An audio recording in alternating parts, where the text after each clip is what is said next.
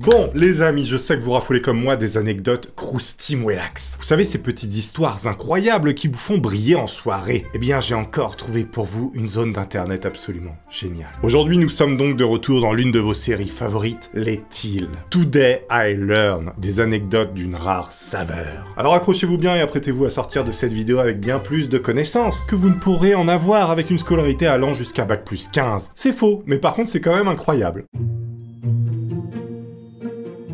Comme par exemple cette première histoire complètement folle. Saviez-vous que votre liberté ou votre emprisonnement lors d'un jugement était déterminé par quelque chose d'extrêmement cocasse, notamment aux États-Unis? Oui, car en 2011, des scientifiques ont analysé les décisions prises par un jury pour mettre quelqu'un en prison ou non. Cette étude a été menée sur plusieurs jours tout au long de la journée. Il s'avère, accrochez-vous bien, que vous avez beaucoup plus de chances que le jury vote pour votre libération si le jugement tombe juste avant un repas. Genre avant midi ou 19h, juste avant un repas. C'est-à-dire que la grosse dalle des jurys vous donne potentiellement une chance d'être libre ou non. J'adore la démocratie. En gros, ça nous montre que les mecs ont tellement les crocs qu'ils ont tendance à expédier le jugement pour pouvoir aller manger. Et donc ils prennent une décision rapide. Et la morale de cette histoire, quelle est-elle? Faites-vous juger vers 11h50 ou avant 19h. Bon, le mieux c'est de rester clean quand même.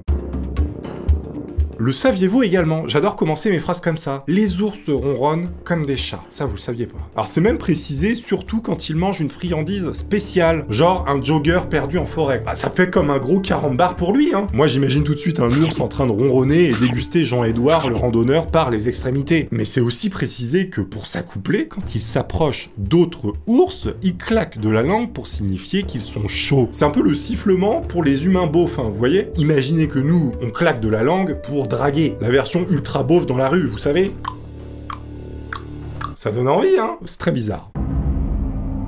Vous voyez cette dame? Eh bien, elle, c'est Amelia Adam Smith, la fille d'un des pères fondateurs et président des États-Unis. On est en 1810, malheureusement, on lui trouve un cancer du sein. Sauf qu'à l'époque, les anesthésiants, ils n'existaient pas. On a dû lui retirer le sein à vif. Je sais pas si c'était une bonne idée de vous mimer le truc. Tout ça avec une espèce de grande fourchette avec deux dents pointues comme des aiguilles, un peu comme une broche de barbecue, hein. Mais également un rasoir coupe-chou et un four brûlant pour cautériser. Je vous épargne évidemment les détails abominables de l'opération. C'est dégueulasse. Je pense que quand vous voyez ces instruments, vous imaginez bien que c'est pas comme un détartrage chez le dentiste aujourd'hui, hein. Mais figurez-vous que la courageuse dame n'a pas crié du tout. Les docteurs qui l'ont opérée étaient d'ailleurs stupéfaits de l'avoir supporté une telle douleur. Et grâce à cette opération, elle a vécu quand même 2 ans de plus.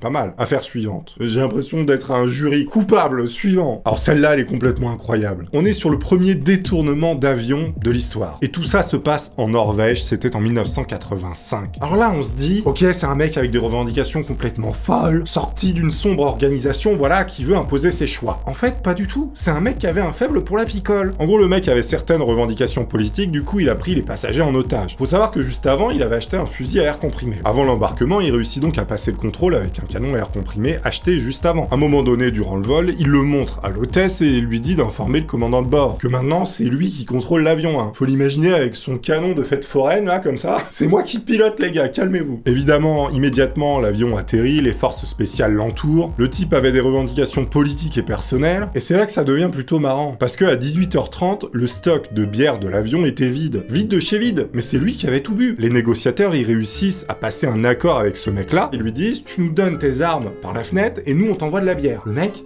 a accepté. C'est quel genre de prise d'otage? Je veux dire, contre une Smirnoff Ice, le mec aurait rendu ses armes, quoi. Y a pas de souci. Je sais pas si c'est les meilleurs négociateurs au monde ou si le mec c'est le plus piccolo de la Terre. Je ne parle pas de Dragon Ball Z, évidemment. Bon, c'est très nul. Évidemment, dès que le mec a lancé ses armes par la fenêtre, on lui a balancé des fûts de bière et après ça a été pris d'assaut. Y a pas eu de blessés et figurez-vous que le mec a pris que 3 ans de prison. On a considéré qu'il était pas très bien dans sa tête, voilà. Ça fait beaucoup quand même pour 2 Maximator, hein, je vous le dis. Alors sur celle-ci, je vais ravir tous les footix. Attendez, footix, c'est péjoratif ou pas? Je sais pas.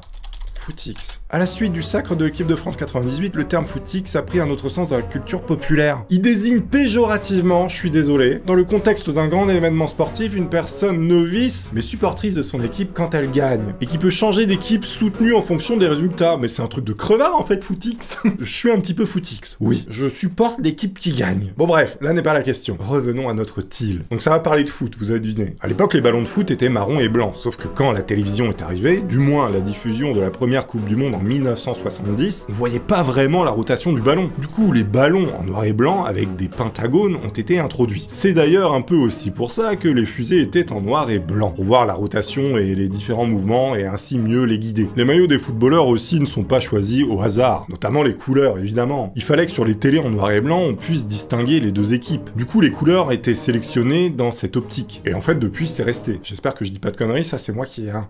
Mais surtout, n'oubliez pas, on est champion, on est tous ensemble. On est tous ensemble. Saviez-vous qu'en 1984, pour le film Gremlins, on a tenté de mettre des singes avec des masques pour jouer les Gremlins? Sauf que ce fut un échec total. Ah oui, car les singes paniquaient complètement avec les masques. Du coup, on a utilisé des marionnettes. À quel moment tu fais des économies où tu vas utiliser des singes pour jouer des monstres? On dirait véritablement un épisode des Simpsons, le bordel. Vous avez aussi une histoire incroyable sur l'île Gruinard. On est en 1942 et des scientifiques militaires britanniques utilisent cette île pour des tests d'armes bactériologiques, notamment pour tester des bombes d'anthrax. Ils ont utilisé des souches d'anthrax extrêmement virulentes nommées Volume 14578. Ils ont mis des pauvres moutons, environ 80, pour tester tout ça. Il y a même un film qui montre l'explosion des bombes à l'anthrax au-dessus des pauvres bêtes. On voit un nuage marron se répandre juste après l'explosion. La bombe qui était située notamment en haut d'un mât. Il aura ensuite fallu plus de 40 ans pour qu'elle soit décontaminée. On balance ça dans les années 80, 280 000 kilos de formaldéhyde, dilué un petit peu dans l'eau de mer. Tout ça pulvérisé sur 196 hectares. Autant vous dire que le gel hydroalcoolique à côté de ça, c'est de la flotte. Hein. Oui, c'est un peu de la flotte, mais avec de l'éthanol. On plaça encore des pauvres moutons après ça pour vérifier qu'ils n'allaient pas être contaminés. Mais rien, l'île avait été totalement désinfectée de l'anthrax. En même temps, 280 000 kilos de formaldéhyde, ça a dû stériliser absolument toute la Terre. Elle est donc restée 48 ans en quarantaine, a été rachetée par les héritiers pour 500 livres sterling. Oui, parce qu'en 1942, l'État avait réquisitionné cette île pour faire leur fameux test d'armes bactériologiques. Et l'île appartenait à des privés. Pas sûr de vouloir passer ses vacances là-bas, hein, même aujourd'hui.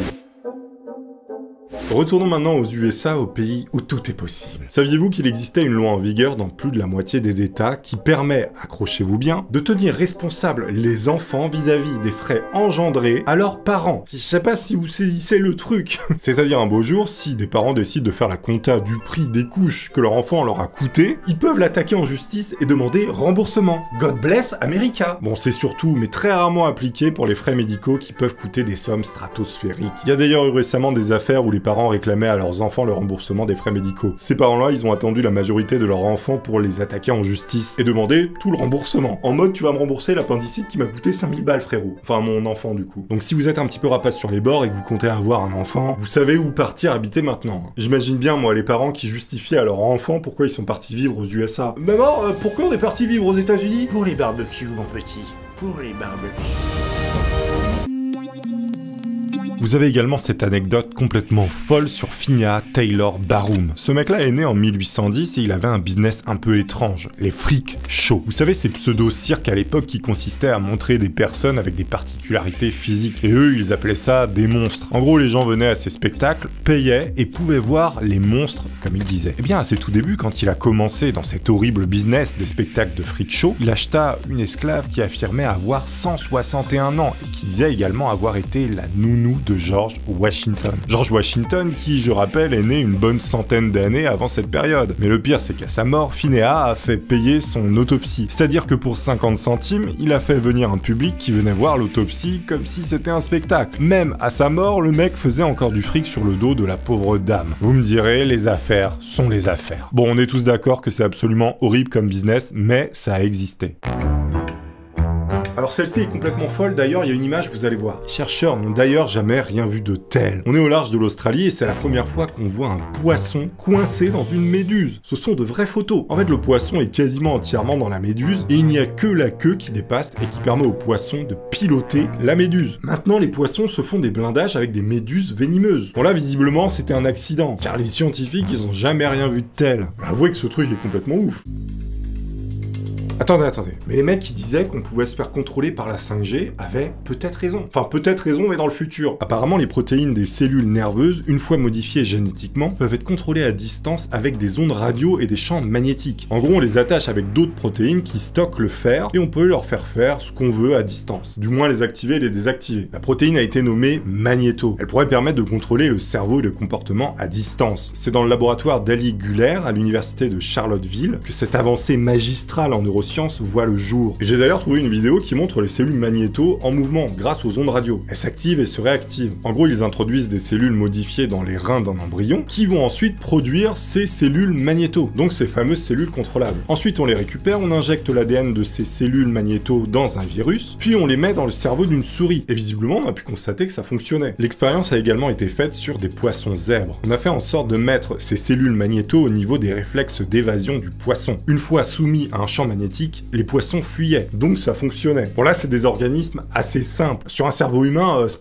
pas aussi simple, on en est très loin. Donc c'est qu'au stade expérimental, évidemment, où ces cellules combinées avec un champ magnétique pourraient éventuellement redonner motricité ou peut-être la mémoire à des gens. Mais bon, on n'y est pas encore. Je vous invite avec la plus grande tendresse à cliquer sur ce vidéogramme que j'ai conçu extrêmement récemment. Vous saurez l'apprécier à sa juste mesure. Merci à tous. Si vous êtes arrivés jusque-là, je vous souhaite une belle année 2022. Profitez bien de vos vacances si c'est le cas. Et puis on se dit à la prochaine pour de nouvelles aventures les amis. Je vous embrasse tous sur le front et un petit peu sur le nez. Au revoir. C'est bizarre.